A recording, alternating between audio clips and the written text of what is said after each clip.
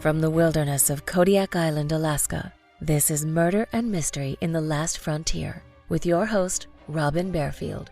In a land full of peril and vicious animals, humans are the most dangerous predators of all.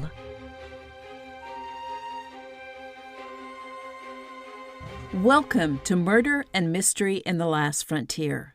My name is Robin Barefield, and I am broadcasting from the heart of the Kodiak National Wildlife Refuge on Kodiak Island in Alaska.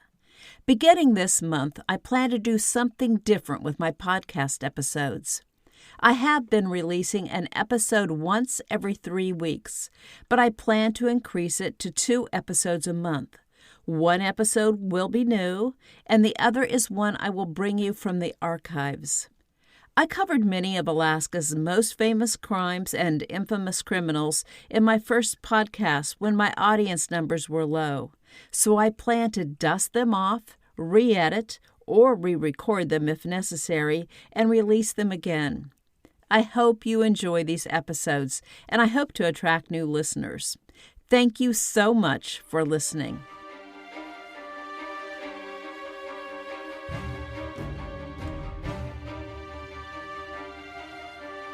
My first newsletter, as well as my first podcast episode, covered the McCarthy Massacre of 1983. The details of this grisly crime send chills through me, because this is a crime I can relate to, and it is one of my worst fears, living in the wilderness.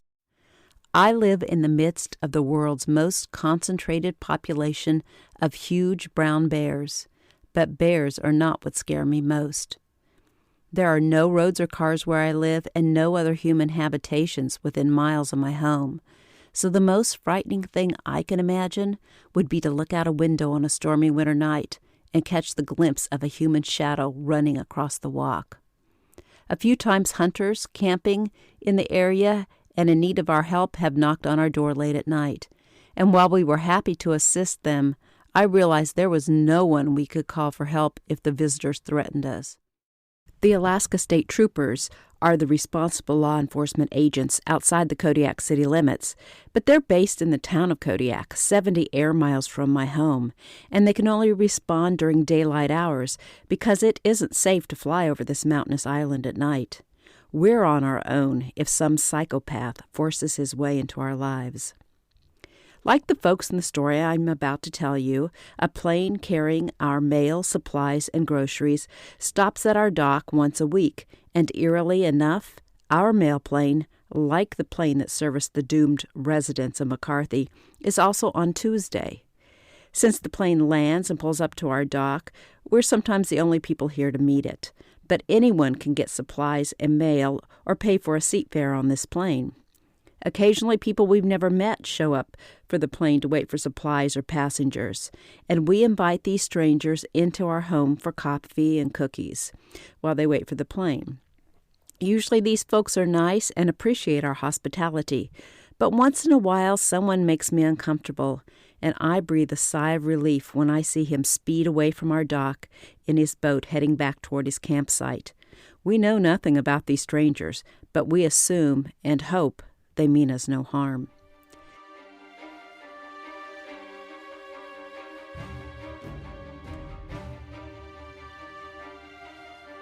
In 1983, Les and Flo Hegland's home in McCarthy, Alaska, was the gathering spot where the 22 residents of the Kennecott-McCarthy area could wait for the weekly mail plane. The Heglands lived near the small airstrip where the plane landed, and not only did they offer their hospitality, but they went so far as to build an addition onto their front porch where they would leave uncollected mail and groceries so that the nearby residents could drop by at their convenience to pick up their freight. Tuesday, March 1st, 1983, was Mail Day for the residents of the McCarthy area.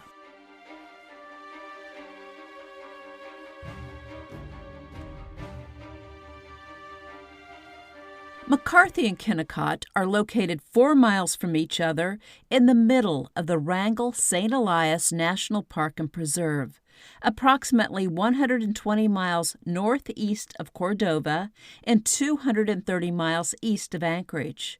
Wrangell-St. Elias encompasses an area about the size of West Virginia, with 4 mountain ranges converging in the park.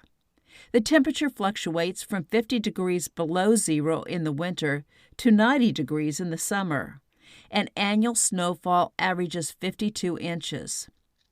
At the turn of the 20th century, the richest concentration of copper ever unearthed was found in the mountains above Kennecott. The town of Kennecott was developed as a place for the miners to live, while McCarthy was developed as a place for the miners to play. By the 1930s, most of the ore was gone, and Kennecott and McCarthy became ghost towns. The railroad track that had been used to transport the ore soon fell into disrepair and became the McCarthy Road. This road begins where the pavement ends in Chitina, 61 miles to the west, and in 1983, the road was nearly impassable. For the most part, the residents of the area were stranded during the long winter of 1983, and they were dependent upon and looked forward to their Tuesday mail plane. In 1983, McCarthy had no running water, no telephones, and no electricity except for that provided by individual generators, and only the Heglands owned a two-way radio powerful enough to communicate with Cordova. The independent souls that called this remote area home had very little contact with the outside world, so the weekly gathering to wait for the mail plane was a way to share news, and the mail plane pilot was an important link to the outside world.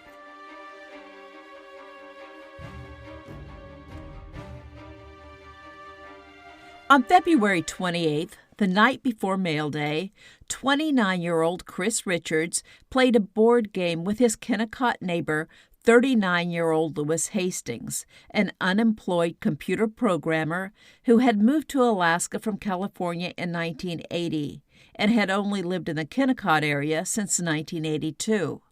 According to Richards, the evening was unremarkable.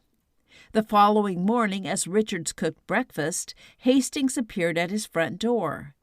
Richards assumed Hastings was on his way to meet the mail plane, and he pushed open the door, invited Hastings in for coffee, and then continued cooking his meal. A moment later, Richards felt something strike his right cheek, shattering his glasses. He immediately ducked his head and then felt an object hit his head. He turned toward Hastings and saw him walking toward him with his rifle held high, ready to fire again. Richards grabbed Hastings and they began to struggle, while Richards screamed at the other man to stop. Hastings said, "Look, you're already dead. If you'll just quit fighting, I'll make it easy for you." Richards grabbed a knife from the sink and stabbed Hastings in the left upper chest and right leg. Richards then fled the cabin into the waist-deep snow, wearing only one sock, one slipper, a T-shirt, and light corduroy pants. While Hastings fired shots at him, Richards fought his way 3/4 of a mile up a steep hill to an unoccupied cabin, where he found boots, a parka, and snowshoes.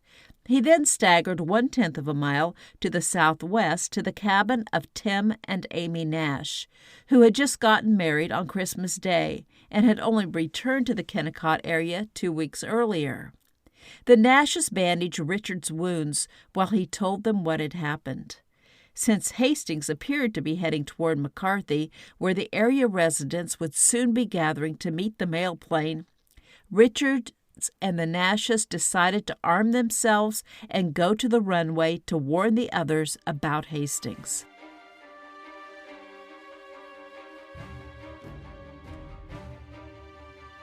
The Nashes rode on their snow machine, pulling Richards behind them on a sled.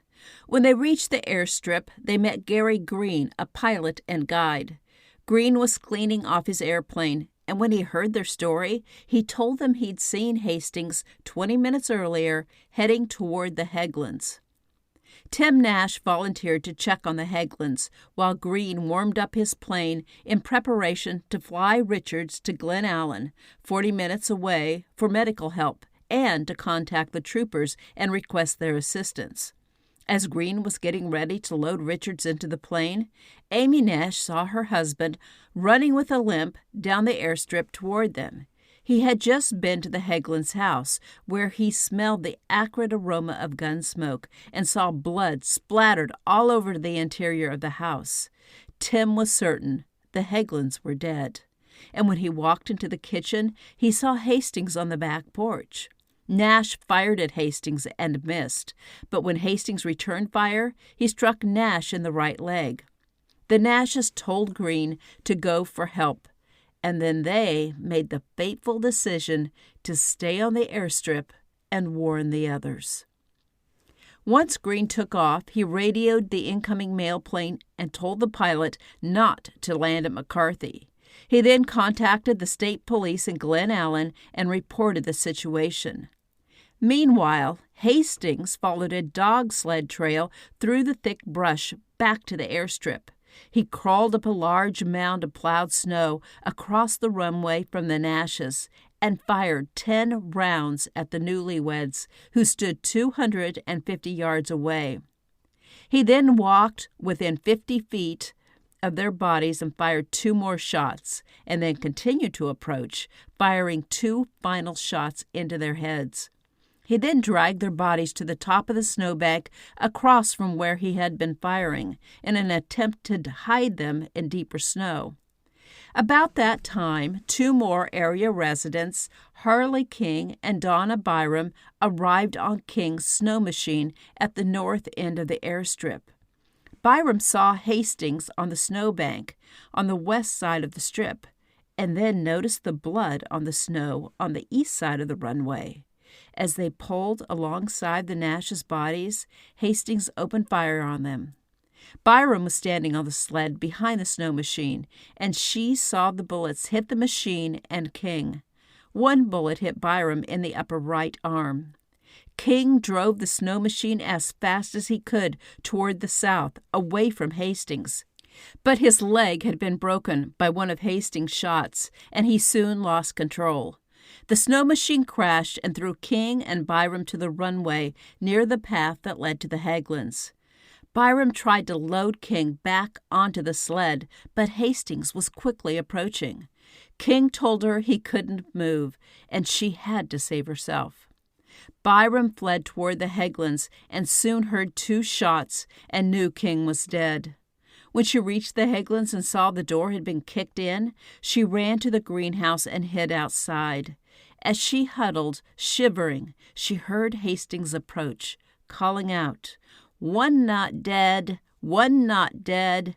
She heard Hastings' footsteps on the porch. But then he abruptly turned around and sped off on the Nash's snow machine.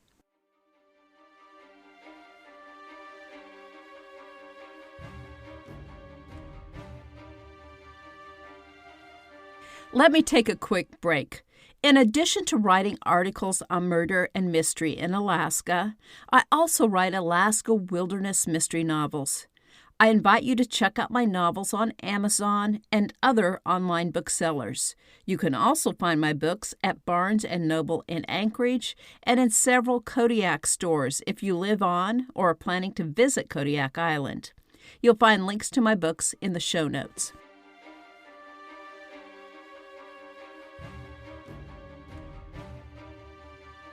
Hastings headed west on the McCarthy Road, where the troopers from Glen Allen easily intercepted him by helicopter. Hastings waved to the troopers when they landed and told them he was Chris Richards and that Lou Hastings had gone berserk and was shooting up McCarthy. The troopers knew Richards was already in Glen Allen, though, and they had a description of Lou Hastings. They arrested Hastings without incident. The troopers then continued to McCarthy, where they found the injured Byram. Byram was forced to share the helicopter ride back to Glen Allen with the man who had murdered her neighbors and had tried to kill her.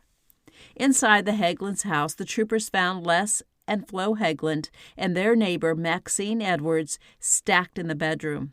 A bloody fur-covered silencer sat on the nightstand beside the bodies. Why did Lewis Hastings decide to go on a murderous rampage and kill his neighbors? The reason is nearly as bizarre as the crimes themselves. Hastings was a very intelligent computer programmer who worked at Stanford University in the late 1970s.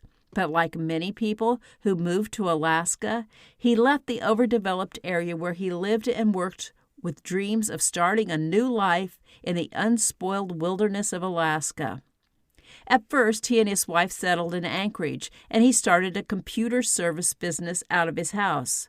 But by 1982, his business and marriage were failing, and he began to spend more and more time at his cabin in Kennecott. Alaska's economy was booming in 1983 due to the construction of the Trans-Alaska Oil Pipeline that carries oil from Prudhoe Bay south to the Port of Valdez on Prince William Sound. The state was flush with money, and development was in high gear. Hastings hated the pipeline, and he felt the construction boom would ruin the lifestyle he had dreamed of. It became his mission to destroy the pipeline. His convoluted plan was to kill anyone who showed up to meet the Tuesday mail plane. Next, he would kill the mail plane pilot and steal the plane. He then planned to fly to a pump station near the pipeline about 80 miles west of McCarthy, where he would land and rig the plane to take off again without him in it. Next, he would steal a fuel truck and ram the pipeline while shooting at it. The action would badly damage the pipeline, and he hoped that the oil would congeal in the cold winter temperatures and not do too much environmental damage. He then believed the fuel truck would burst into flames and char his body beyond recognition. He hoped people would think he had been murdered in McCarthy with the other residents, and his family would never know he was a murderer who committed suicide in the end.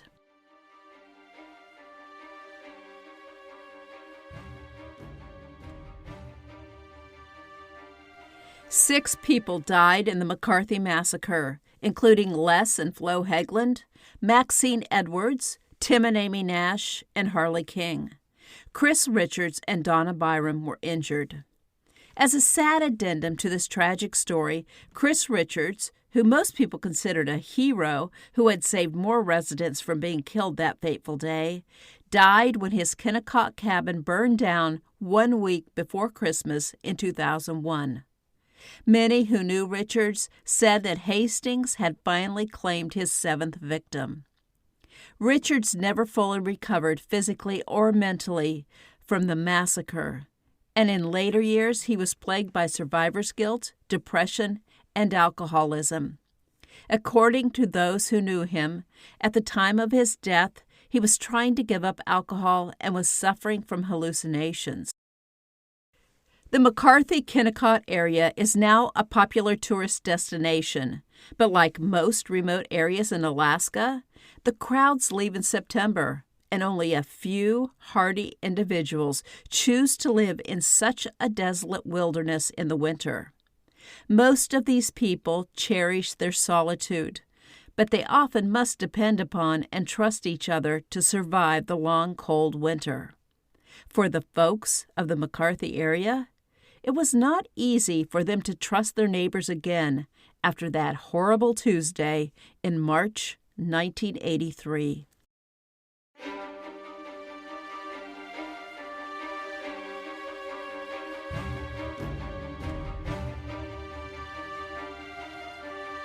Thank you for listening, and I hope you enjoyed this episode. Thank you to my patrons for your support.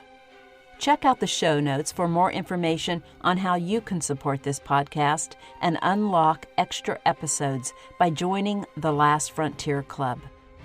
If you haven't already done it, be sure to join the Murder and Mystery in the Last Frontier Facebook group and chat about the podcast. I'll see you soon for the next episode of Murder and Mystery in the Last Frontier.